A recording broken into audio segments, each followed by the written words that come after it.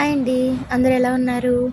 ఇంట్లోనే చిన్న పిల్లలకి హెల్తీగా స్నాక్స్ అయితే మనం చేసుకుందామండి. బిస్కెట్స్ అనమాట. ఇవైతే నేను గోధుమ పిండితో చేశాను. ఇంట్లోనే మనం తయారు చేసుకోవచ్చు. ఎలా అనేది చూద్దామండి. ఇప్పుడైతే ఒక కప్పును బెల్లం అయితే తీసుకున్నానండి. చూసారు కదా, తురుముకున్నానమాట నేను బెల్లము. తర్వాత అదే కప్పులోకి ఆ కప్పుతోనే పాలైతే తీసుకోవాలన్నమాట. కాచి చల్లార్చిన పాలండి ఇవి శుభ్రంగా బెల్లం మొత్తం కూడా కరిగిపోయేలాగా తిప్పాలి బాగాని. చిన్న చిన్న ఉండలు ఉంటే అవి మనం తీసేయచ్చు. తర్వాత టీ గ్లాసుడు నెయ్యి అయితే నేను ఇందులో వేస్తున్నాను. చూసారు కదా, ఇప్పుడు ఒక 2 నిమిషాలు బాగా తిప్పాక మనం కొలతకి ప్రతిసారి ఒకటే కప్పు వాడాలన్నమాట. కప్పులు మార్చకూడదు.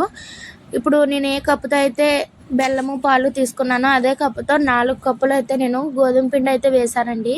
ఆ తర్వాత చూసారా ఇలా అయితే అవుతుందన్నమాట. దీన్ని బాగా మనం కలుపుకోవాలి. ఇది చపాతీ పిండిలాగా అయితే అవుతుందన్నమాట. చూసారు కదా, ఇలా చపాతీ పిండిలో అయితే అయ్యింది కదా. ఇంకా దీన్నైతే మనము ఒక 10 నిమిషాలు అలాగా మూత పెట్టి వదిలేయాలండి. తర్వాత ఇదైతే కొంచెం మెత్తగా అవుతుంది. చూసారు కదా, ఇంక ఇక్కడైతే మా పాప అయితే చపాతీలు చేస్తుందన్నమాట. మనమైతే ఒక చపాతీ చేసేసుకొని మనకి నచ్చిన షేప్లో అయితే దీన్ని కట్ చేసుకోవాలి.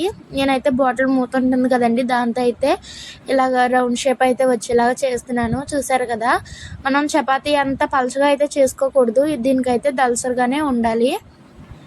ఇంక ఇలా అయితే అయ్యాక నాకైతే ఇన్ని అయ్యాయండి. నాకైతే చాలా టైం పట్టింది ఒక్కదాన్నే చేయడం వల్ల. మా పాప అయితే మధ్య మధ్యలో హెల్ప్ చేస్తుందన్నమాట నాకు.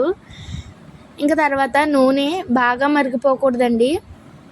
చూసారు కదా, ఇలా అయితే అయ్యాక ఇంకా మనం ఒక్కొక్కటిగా అయితే అందులో వేసేసుకోవాలి. ఇంకా నేను ఫోర్క్తో వాటికి కన్నాలు అయితే పెట్టానన్నమాట, కొంచెం నూనె లోపలికి కూడా వెళ్తుందని చెప్పి. చూసారు కదా, ఇంక ఇలా అయితే చిన్న మంటలోనే పెట్టుకొని వేపుకోవాలండి. చూసారు కదా, ఇక్కడైతే బ్రౌన్ కలర్ వచ్చేసింది. ఇంకా అందుకని నేను చెప్పి తీసేస్తున్నాను అనమాట. టేస్ట్ మాత్రం చాలా బాగుంటాయి. ప్లీజ్ సబ్స్క్రైబ్ చేయండి.